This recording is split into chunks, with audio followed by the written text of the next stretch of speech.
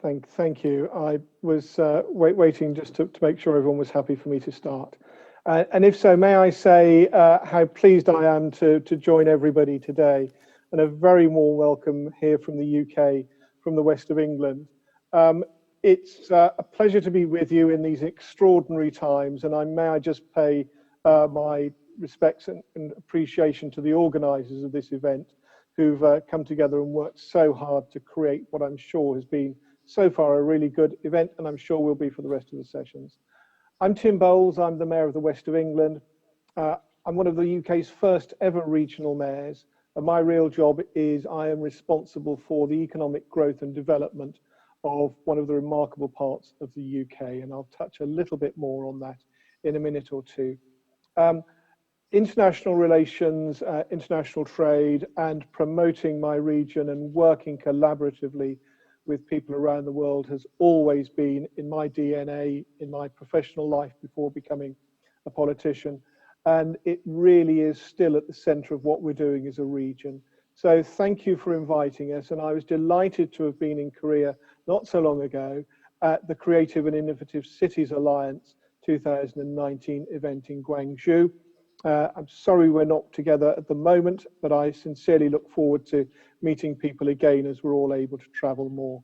So today I'm going to talk a little bit about our region, our journey to becoming a genuinely world-leading smart region, and give you one or two case studies, and I'll be looking forward to the panel sessions later. So I am hoping that my screen was going to shift. I should be moving to the next slide. If technical would mind just double checking. We were trying this in rehearsal. It was working brilliantly. But I'm going to talk a little bit about our region now. We are a very significant region in the UK. We have a population of over 1 million people. We have two amazing cities at the heart of our region in both Bristol and in Bath. And I'm proud that within this region we have 4 world-class universities, and I'll touch a little bit more about the importance of that shortly. We are recognised as being one of the leading places to live, work and study in the UK, but this wasn't always the case. You know, we've been on a 50-year journey towards being one of the world's leading smart regions. This started some time ago with the Bristol Channel, a local TV channel that was launched in 1973, reaching just 23,000 homes. And we were then saw developments like the IMOS transputer in 1984 to mobile technology innovation through HP Labs, who opened in 1986. The creative industries became a home here with incredible businesses like Aardman, and we're now the next generation of networks for low carbon technologies and smart cities.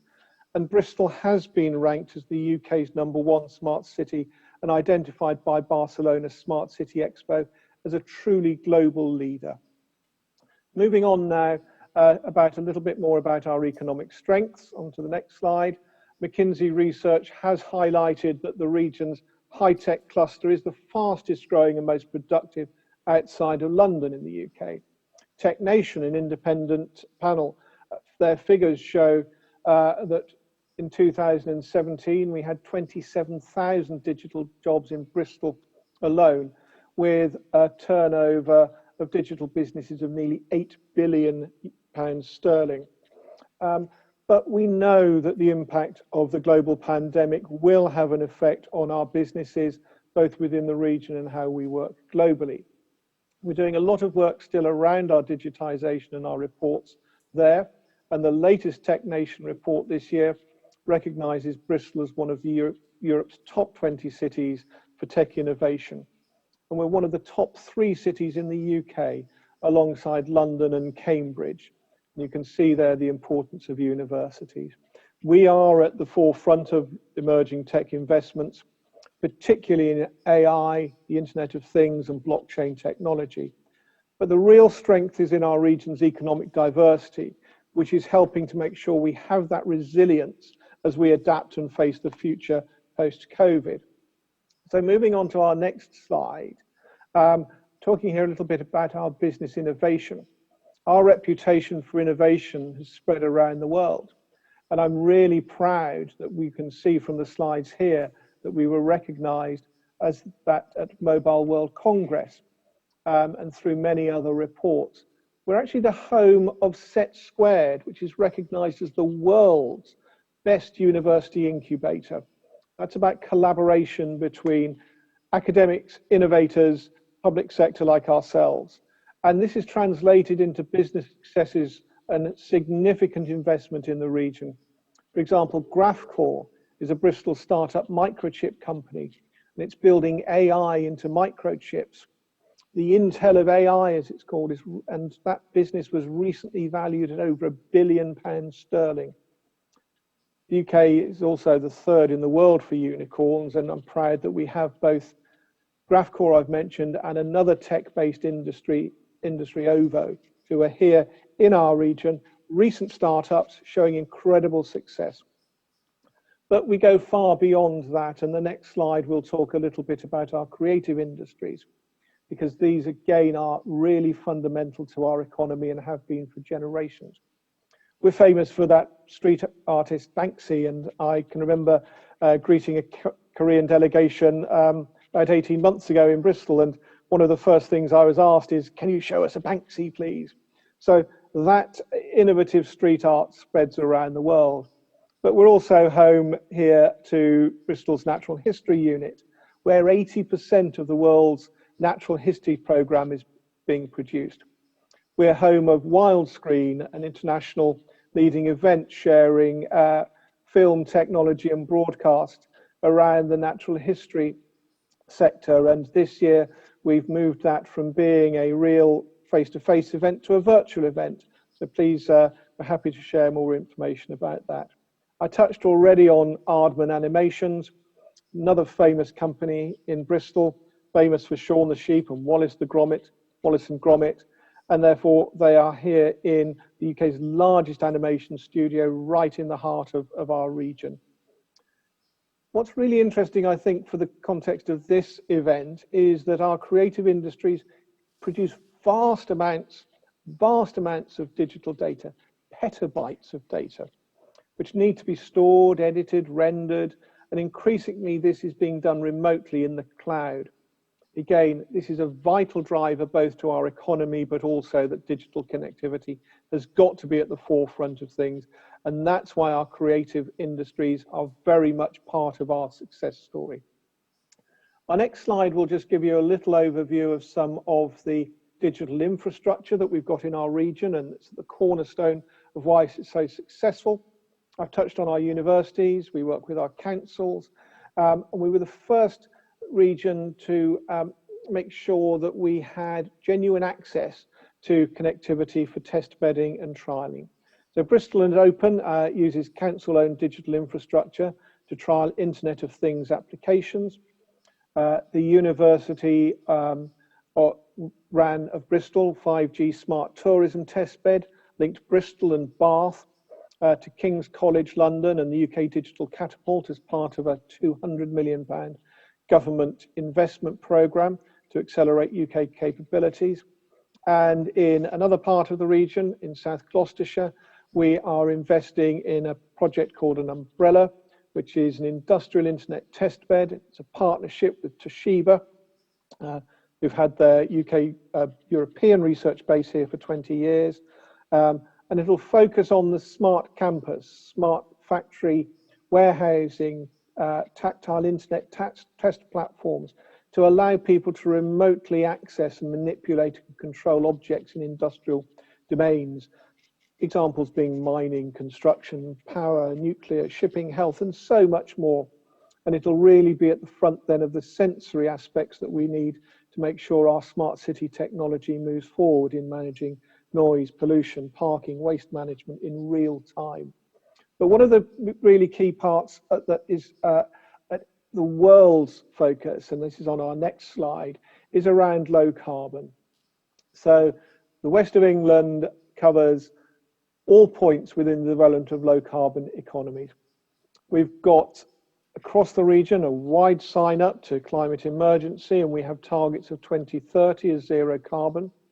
But we're using innovation and industry and new ideas to address this. We've got incredible facilities here that are working on low carbon materials at the National Composites Centre. We have Hinkley C, a £20 billion investment in new nuclear, very close to the region, and all of their research and investment is being focused actually within our region. We're home of the Southwest Nuclear Hub at the University of Bristol, and this provides a single point of contact for business, supply chain, skills and research in decarbonising energy supply. Our legal and professional services have been involved in green deals for decades now and are behind every major wind and offshore energy application around the British Isles. We're home of new embryonic sectors such as autonomous drones, air travel, future of flight. So all of these things are being designed to help us all meet that national and international challenge we have around low carbon. That takes us neatly onto the next slide, which is around smart transport. And our University of the West of England has been the home of our Bristol Robotics Lab. And this is actively involved in developing connected and autonomous vehicles, particularly in hybrid solutions, and also looking at human interactions with autonomous systems. And some of the slides there you see are literally people interacting with robots in a real life environment. And what we're doing also here is we've been recognised by the government as being a future transport zone. So that is seeing us testing new innovation and new ideas in transport to reduce carbon emissions, improve air quality, and we use that as well in technology through the smart operations centres, the control rooms that are behind traffic management, and it allows us soon with that future technology to build in AI into how we're going to manage traffic movements and how people move around the region. I've got a couple of case studies I'd just like to share with you. So the next slide will talk about 5G ENCODE. Now, ENCODE stands for Enabling Connectivity for Digital Innovation. And its aim is to develop clear business cases and value propositions for intelligent 5G applications in manufacturing industries. Projects partly funded by government and other bodies who are investing in this, and they see this as part of the very successful 5G testbed and trials that we've been running in the region. The overall budget for this is going to be some 9 million. And there's a very, very exciting company called Zeta Networks, who are a high-tech spin-out that have been incredibly successful. And they're our local project lead, along with other partners, including the National Composites Centre, Telefonica, Siemens, Toshiba, Solvay, Palatine, Matavision, universities, and so many more. And as the combined authority, we're investing heavily in additional support through other innovative programs such as DETI, which is designed to look at digital engineering for the future. 3 manufacturing use cases that will be demonstrated through this. Look at AR and VR to support design, manufacturing and training of staff and make sure we create that next generation of future engineers. Monitoring and tracking of time-sensitive assets, wireless real-time process monitoring. And that 5G and AI encoding is going to be vital to how we unlock that opportunity. But we've got other case studies, and the next one is Sphere. It's a slide that just explains very quickly how we're using AI and technology to make difference to people's lives in terms of health and care. So again, this is being run by one of our universities. It's developed in-home AI sensors that can detect early signs of health risks, strokes, risk of falls, and so on. And if one of my colleagues in the background could just move to the next slide, it just touches on that very briefly. But the aim is to help older people live independently in their own homes for as long as possible, preventing them becoming hospitalized. The user acceptance and ethics on this are going to be a real important aspect of the success, but this is genuinely a living lab where we're using technology, AI, 5G, to trial it in real examples because health and aging is going to be vital to all of us. Our next slide is about the Bristol Digital Futures Institute and their reality emulator, which is a lovely sounding phrase, but this is a new institute with a unique focus on socio-tech, the intersection of technology and society. And I'm really passionate about how we're using technology to integrate with society and address the big challenges we face in so many ways. Again, a huge investment from the UK government in this, £100 million, and it'll see industry building a multidisciplinary community across cybersecurity, digital health, social science, policy, law, electronics, networks, engineering, bringing all of these vital factors together to create something that will have a real impact. And the reality emulator lies at the heart of this, and it's the world's first dynamic testing environment that utilizes huge amounts of real-time data and historical data, bringing AI into reality, making scenarios that can be emulated from cooperation of future smart buildings, automated factory floors, understanding the implications of digital technology on the aging society. All of those things I've touched on before, this reality emulator will really help bring those things to life. Now, the next slide and the other case study we were going to talk quickly about was about our smart tourism trial. This test bed was an advanced 5G enabled application using smart tourism and visitor safety. And I was really impressed with this. We were told we would never be able to install this technology into the World Heritage City of Bath and their famous Roman baths. But we did. We brought together BBC and Aardman and a whole family of tech businesses. And we developed an autonomous AR mobile app for visitors rendered over local 5G networks and installed, as I say, in that 2,000-year-old Roman bath site. And it achieved less than 1 millisecond latency. So we know that's virtually imperceptible in terms of that user experience. But we went beyond just using that in terms of the Roman baths. We did another trial that was based on visitor safety in a pop-up 5G network in Bristol Harbour at the Bristol Harbour Festival, a huge outdoor event.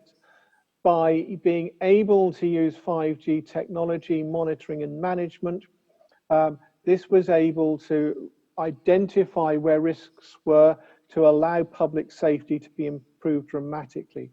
It's a hugely successful project.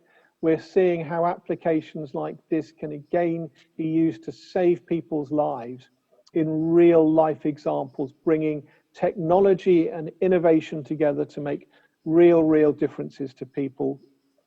It's an incredibly successful project, and it's now being taken forward through new initiatives, including early research in 6G connectivity. As I say, that was on a pop-up 5G site. My next slide is bringing us to the close. And this was really just to reflect on, as the West of England, we are a very diverse economic region, but that has given us resilience through the global pandemic. But I've been working incredibly hard with the UK government at all levels and all of our councils and businesses, because it is vital that we invest in technology, we bring AI and future tech into the way in which we are addressing how we move forward as a region.